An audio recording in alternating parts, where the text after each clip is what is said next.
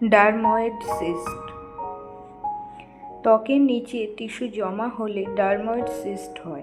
এই সিস্টগুলিতে চুল, দাঁত বা স্নায়ু থাকতে পারে। সাধারণত জন্মের সময় এগুলি দেখা যায়।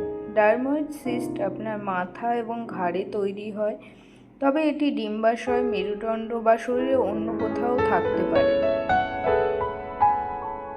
এর কিছু লক্ষণ দেখা যায়, সেগুলি হলো পেলভিক ব্যথা, পেট ফুলে যাওয়া, মাসিক চক্রের পরিবর্তন, বমি বমি ভাব বা বমি, ত্বকের পরিবর্তন, প্রস্রাবের উপসর্গ, এসব লক্ষণ দেখা যায়। ডারময়েড সিস্টের জটিলতাগুলি হল ওভারিয়ান টরশন, ফাটল, সংক্রমণ, সিস্টের পুনরাবৃত্তি, বন্ধ্যাত্ব, এরকম আরও অনেক জটিলতা দেখা যায়। এসব সমস্যার সমাধান পেতে আপনারা আসুন আমাদের দ্য হোম ফার্টিলিটি ট্রিটমেন্টে। এখানে কোনো রকম ওষুধ, ইঞ্জেকশন ছাড়া পুরোপুরি ন্যাচারাল ট্রিটমেন্টের মাধ্যমে 3 থেকে 6 মাসের মধ্যে আপনার সমস্যার সমাধান পাবেন।